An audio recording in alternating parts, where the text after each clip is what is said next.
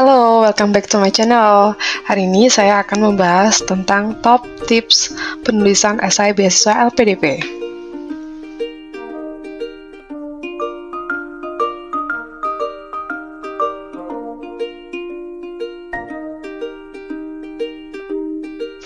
Oke, yang pertama itu adalah kenali dulu LPDP itu apa.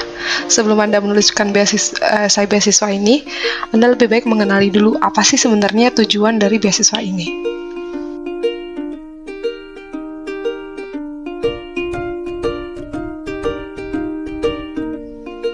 Nah, kalau dirangkum sebenarnya visi LPDP itu adalah untuk menyiapkan SDM Indonesia yang berdaya saing global. Misinya apa aja sih? Mempersiapkan pemimpin, lalu mendorong riset strategis dengan cara mengelola dana abadi pendidikan yang lebih optimal.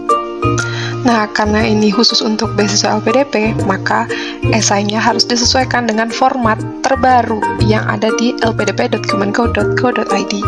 Nah, ini untuk yang tahun 2023, komitmen kembali ke Indonesia, rencana pasca studi, dan rencana kontribusi di Indonesia. Cukup 1.500 sampai 2.000 kata, nggak boleh kurang, nggak boleh lebih. Kalau kurang atau lebih dari range itu, maka tidak bisa disubmit. Nah, yang kedua adalah hal yang paling tersulit menurut saya, yaitu membuat kerangka dari esai itu sendiri. Disesuaikan dengan formatnya ya. Yang pertama itu tentang komitmen kembali ke Indonesia, lalu rencana pasca studi, rencana kontribusi Indonesia, itu boleh bolak-balik urutannya tergantung dengan cara Anda menyusun esai tersebut. Gimana caranya? Pertama, cari tahu dulu bidang keahlian Anda itu di bagian mana, lalu kontribusi Anda itu akan fokus ke arah mana, lalu studi Anda itu diperlukan untuk menunjang kontribusi di Indonesia itu kenapa, temukan alasannya, lalu buatlah to-do list untuk rencana pasca studi, rencana kontribusi, lalu rencana untuk masa depan Indonesia ataupun di bidang pekerjaan Anda sendiri di profesional. Lalu tentukan target. Target ini dibuat secara spesifik untuk setiap rencana studi ataupun rencana kontribusi. Kenapa dibuat spesifik? Karena Anda kalau sudah membuat sesuatu lebih spesifik, berarti Anda paham apa yang Anda bicarakan. Anda paham bagaimana cara mencapai target-target tersebut.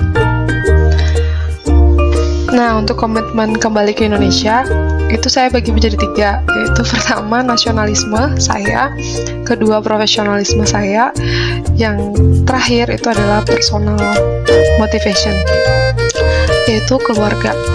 Saya ingin menjadi role model untuk keluarga saya supaya mereka terinspirasi untuk selalu mengacu pada pendidikan. Nah, selanjutnya rencana pasca studi itu saya bagi jadi 3, short term, medium term, long term. Untuk short term ini 1-2 tahun, terus medium term itu 2-5 tahun, long term itu lebih dari 5 tahun.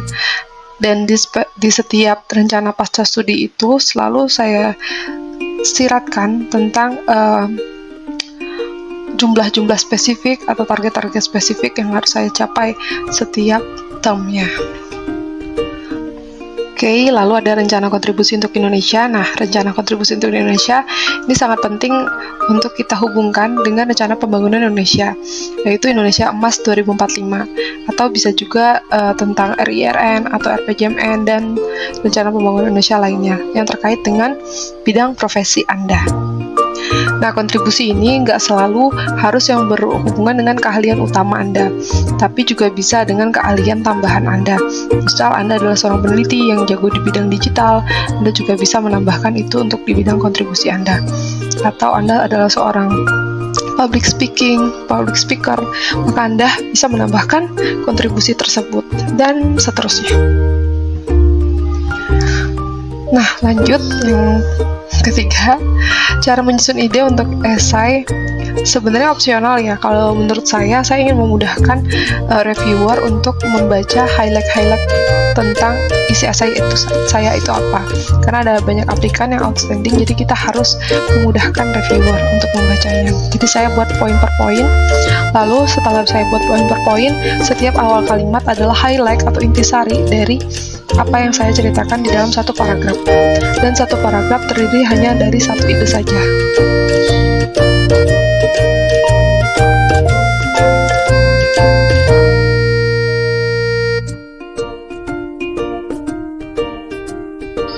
Nah, elaborasinya bagaimana nih? Cara mengelaborasikannya agar tidak kemana-mana, gunakan SMART atau STAR.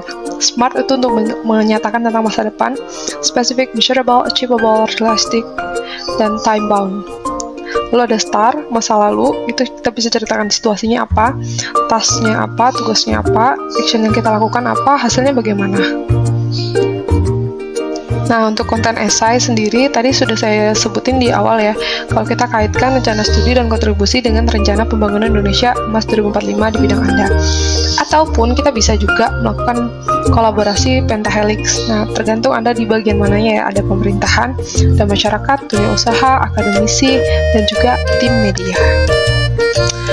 Nah, yang gak kalah pentingnya, kontribusi Anda itu sebenarnya bisa digunakan untuk memecahkan isu-isu global yang ada di Sustainable Development Goal ataupun yang ada di isu nasional yaitu RIRN terbaru di bidang Anda.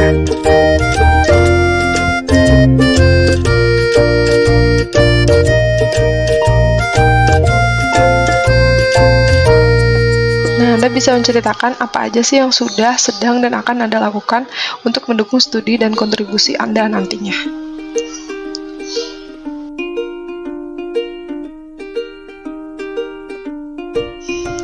Misal Anda punya pengalaman riset, pengalaman publikasi, atau studi lanjut di luar negeri sebelum ini, atau organisasi, student mobility, student exchange, internship, dan seterusnya.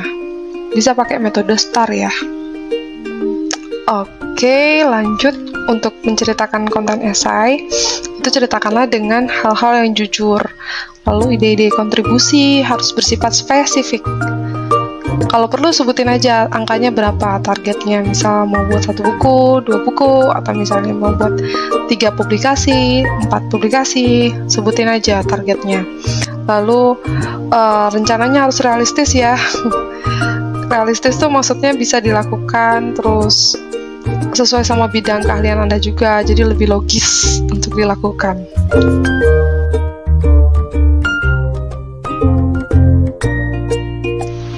Nah, untuk konten kontribusi, sebenarnya saya baginya menjadi beberapa ya, yaitu akademisi ataupun praktisi.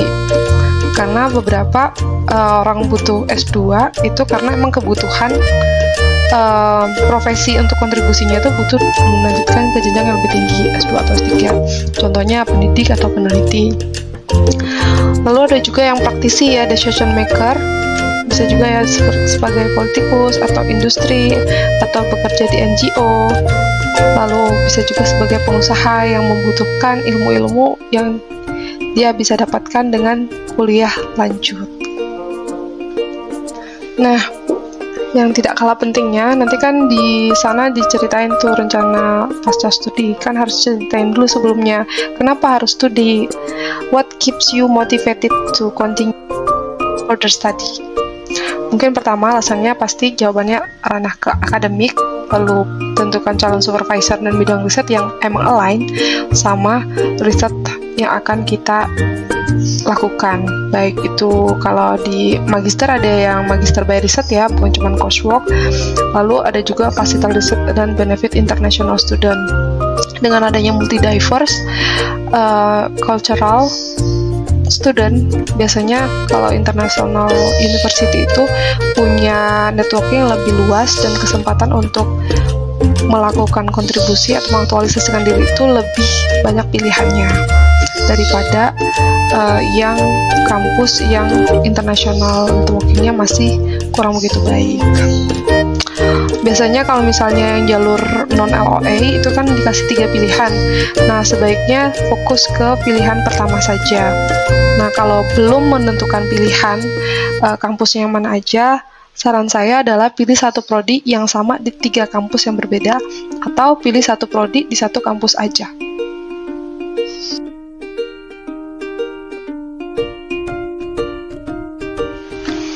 Untuk bahasa, kalau bahasa ini sebenarnya lebih baik pakai bahasa Inggris ya, untuk tujuan dalam negeri ataupun luar negeri, tetapi emang tergantung kenyamanan masing-masing ya, nyamannya menceritakannya dalam negeri atau pakai bahasa Indonesia atau bahasa Inggris. Namun keduanya perlu dilakukan proofreading. Proofreading artinya kalian meminta tolong kepada orang lain untuk membaca konten esai tersebut, apakah ini urutannya sudah pas, atau bahasanya kurang baku, atau bahasanya enak dimengerti, atau bahasa Inggrisnya grammarnya masih ada yang keliru-keliru, itu perlu diperbaiki.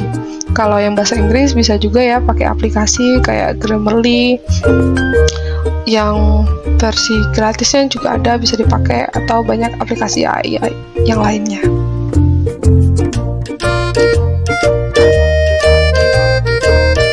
Nah, yang terakhir, saran saya adalah dimulai dari kalimat pertama aja dulu, karena emang bener sih, there is always the first for everything, and the first is always the hardest point.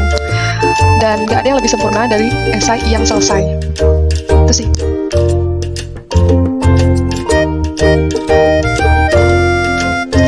Terima kasih, semoga dapat pencerahan untuk segera memulai kalimat pertama esai Anda. Good luck!